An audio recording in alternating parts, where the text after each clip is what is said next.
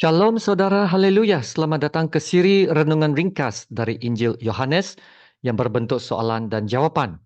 Kiranya kasih karunia dan damai sejahtera melimpahi Anda oleh pengenalan akan Allah dan akan Yesus Tuhan kita. Kita akan lihat Yohanes bab 9 ayat 14 hingga ke 25 dengan tajuk ini.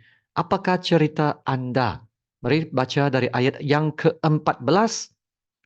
Adapun hari waktu Yesus mengaduk tanah dan memelekkan mata orang itu adalah hari Sabat. Karena itu, orang-orang Farisi pun bertanya kepadanya, bagaimana matanya menjadi melek?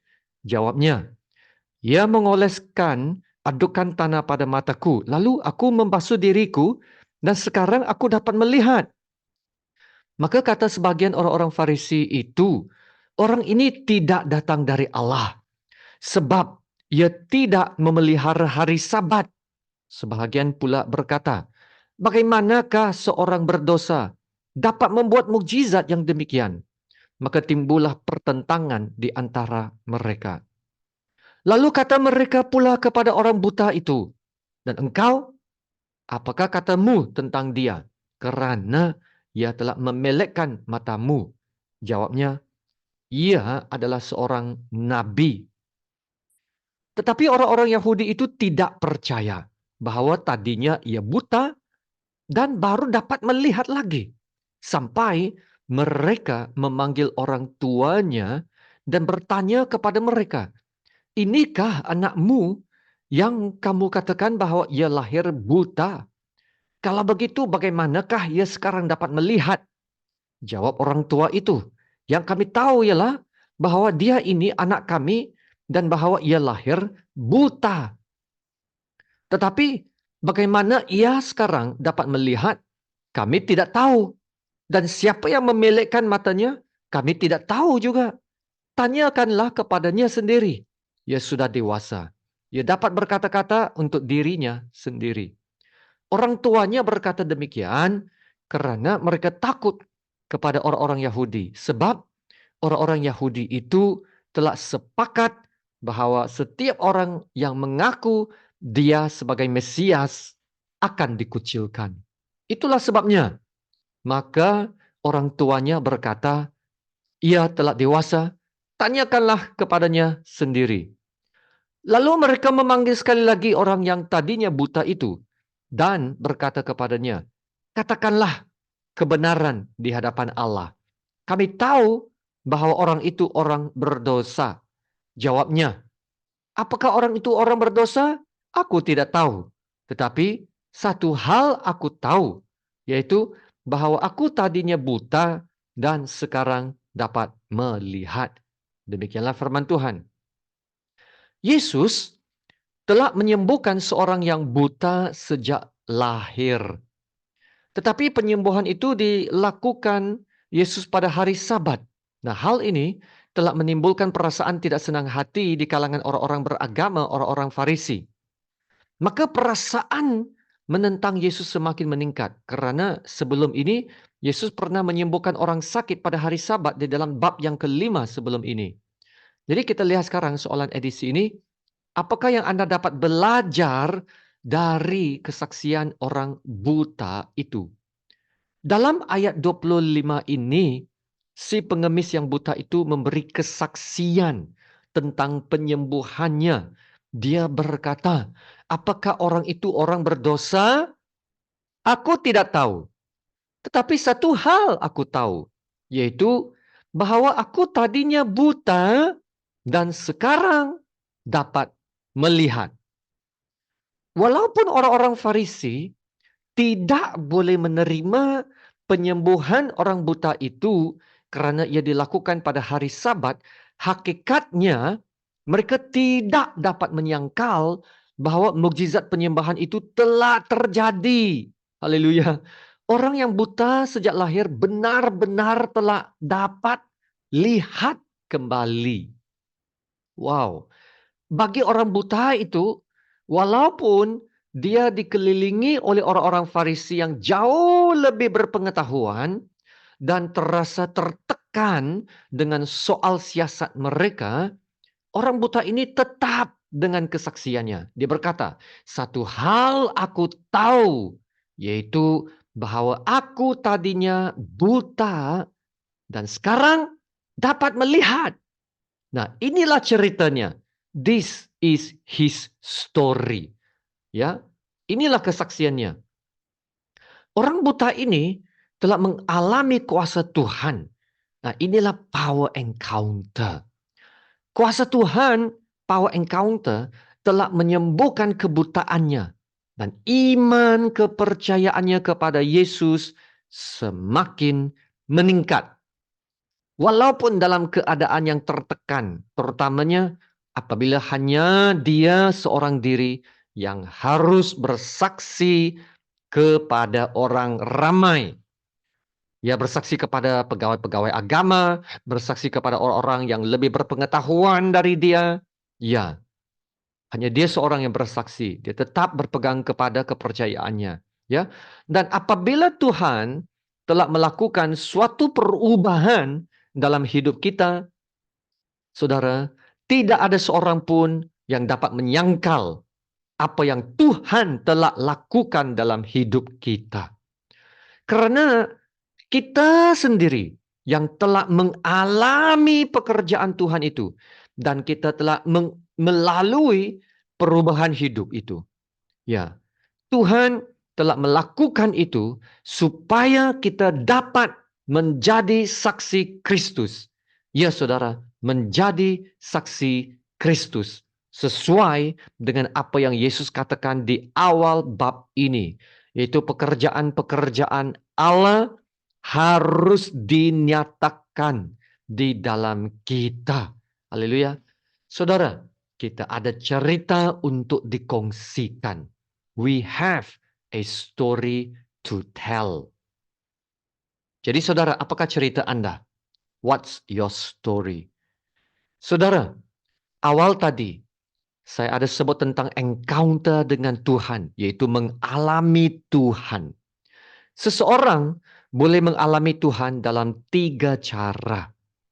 Yang pertama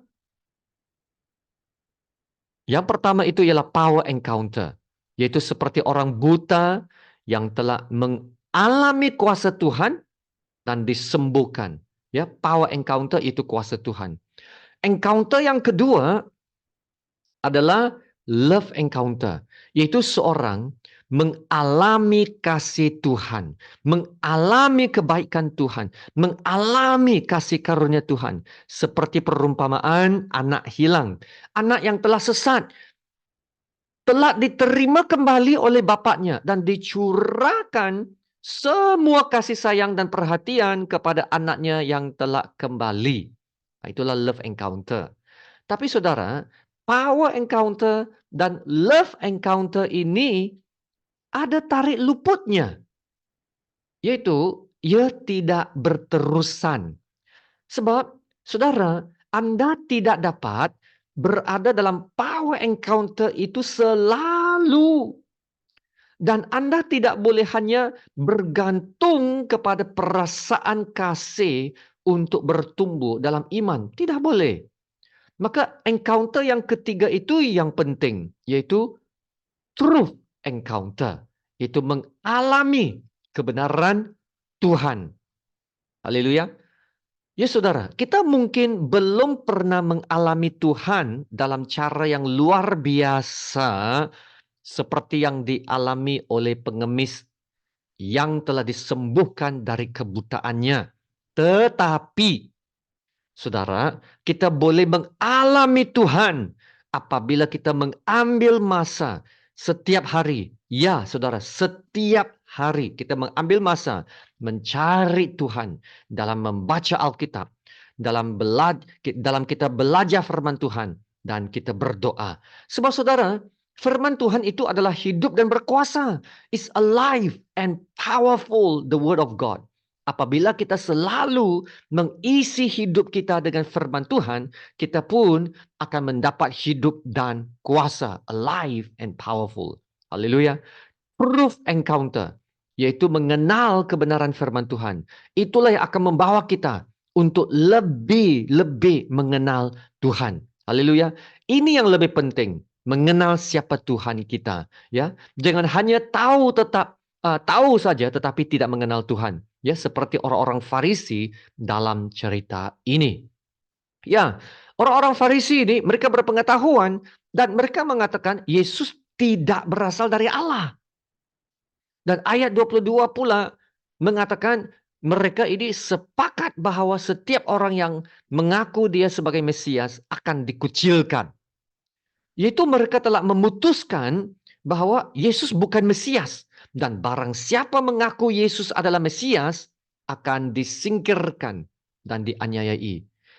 Dan mereka juga mengatakan Yesus orang yang berdosa. Wow, Yesus berdosa. Dan mereka telah menetapkan untuk mau bunuh Yesus. Wow.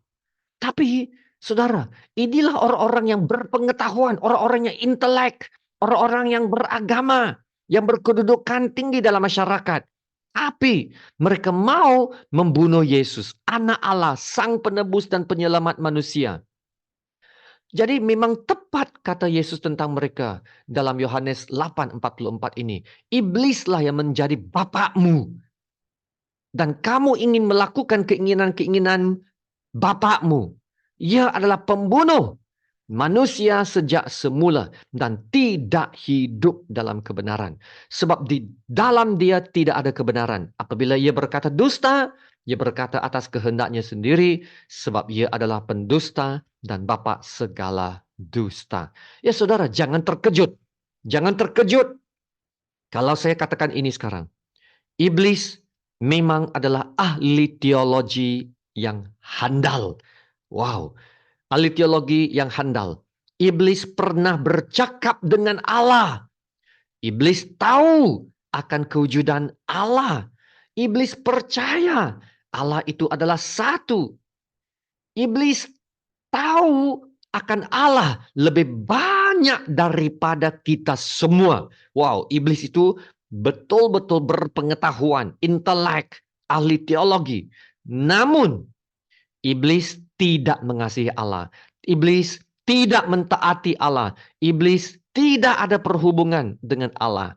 Pengetahuan tentang Allah tidak semestinya bermaksud mengenal Allah. Jadi saudara, sangat penting untuk kita mengenal Allah secara pribadi. Truth encounter. Jangan hanya bergantung kepada power encounter atau love encounter. Saudara, kita harus mengambil masa dan usaha untuk memperdalamkan perhubungan kita dengan Tuhan. Maka saudara, pengalaman dengan Tuhan tidak semestinya satu kali dan harus drastik, ya, seperti suatu lawatan Tuhan atau pernyataan Tuhan atau mendengar suaranya yang audible. Saudara, secara jujur dalam hidup saya